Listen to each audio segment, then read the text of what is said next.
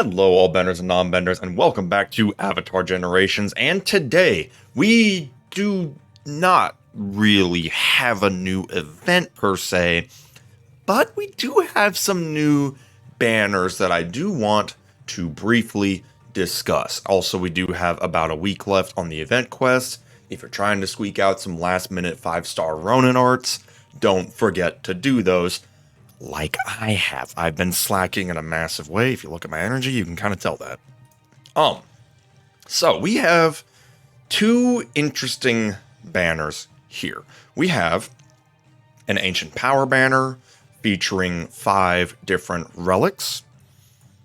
And we have a Legends Path banner featuring 3 different art sets. Now, we've had these before.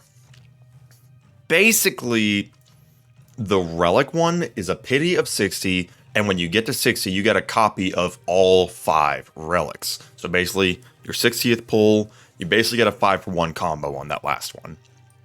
And then Legends Path, this one's a little different because they used to have like a chest with random stuff. I'm not sure if they still have that in here. I'm scrolling all the way to the bottom to see. It doesn't say, so basically you'd probably get a few copies of these when you hit pity. I'm not really sure, but we're going to kind of break these down one by one. With the Legends Path, we're going to start with that. It has a 2.5% 5-star rate.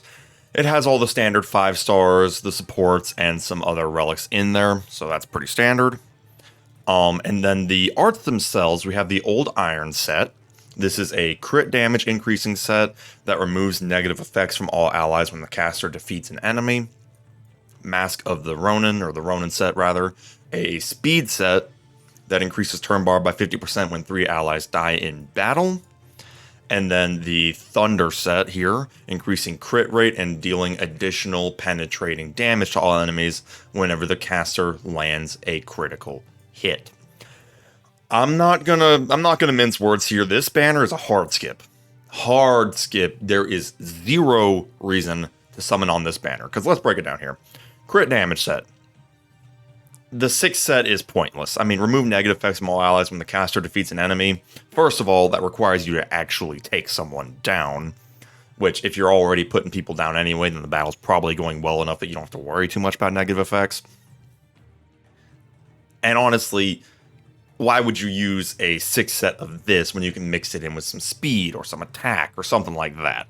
So 0 reason to use this. Map of Thunder, or the Thunder set rather, I keep saying Map of Thunder because it's the first thing I see, is similarly useless, even more so because quite frankly, it is pointless to have a crit rate set. It's very easy to build crit rate. I mean, at least crit damage is okay for the damage. Crit rate's pointless. You can very easily build crit rate from either the amulet or from substats. So you don't need this at all. And dealing additional penetrating damage, it's not going to change the path of the game for you. Now, the Ronin set. Let's talk about that. Now, the Ronin set is a standout on this banner. Increasing speed is fantastic, and then increasing turn bar by 50% when 3 allies die in battle. That's a nice little emergency button. And even if you're not going for the 6th set, a speed set's still great. Is what I would say if we didn't have the current event. Let's not forget here, this current event, the differences aside, is giving 4-star arts very easily, and if you get enough of the currency, you can even get 5-star arts for free, which just trounces 4-star arts. So even though that is technically a very valuable set, there is 0 reason to summon for this set because you can very easily get it from the current event, period. This is a skip. Now, let's talk about the Relic banner, because this one is a little more complicated to determine. Because unlike the arts banner, this one does actually have some very real value. First of all, getting 5 relics from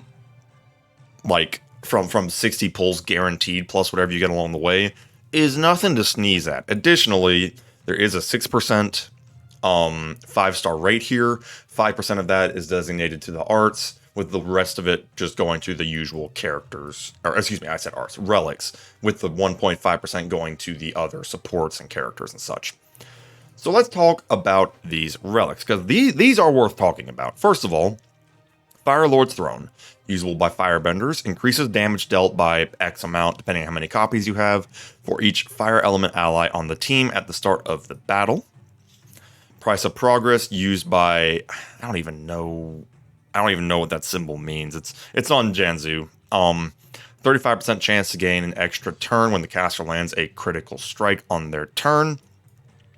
Warden's Tower, a notorious relic here, inflict decreased speed on all enemies for 2 turns and increase turn bar of all allies by 10% when the caster enters a positive state on their turn. Hidden Library, Moonslayer Zhao's signature. Increase crit chance by 35%. Permanently decrease the defense of all enemies by 35% when the caster defeats an enemy. And then the old reliable Spirit Water Amulet, heal an ally 10% of their max HP when their HP reaches 1. This is usable by waterbenders, this is usable by spirit characters, and this is usable by defensive officer characters. I don't believe I said that earlier.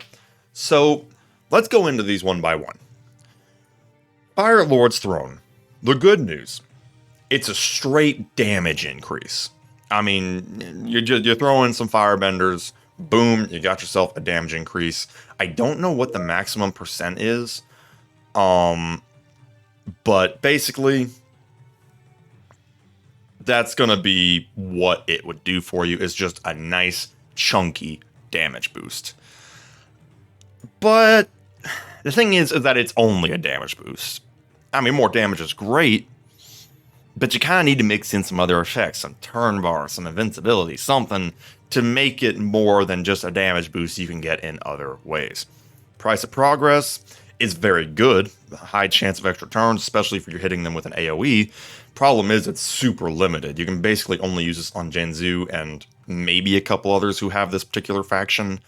I don't even know who else has that faction of the Janzu. So while it is extremely good, turbo limited.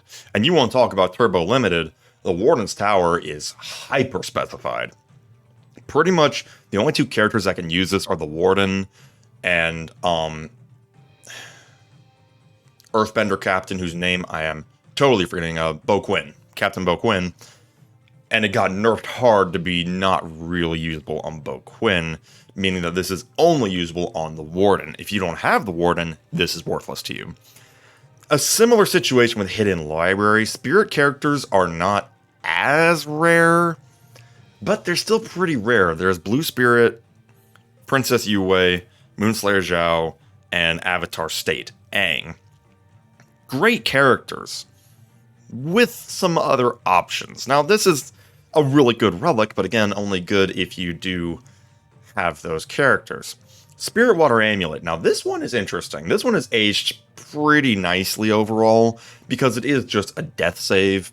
Your whatever waterbender you put this on can basically just save one ally from death, which is not a bad thing. Except there's a problem here. This relic is free to play accessible.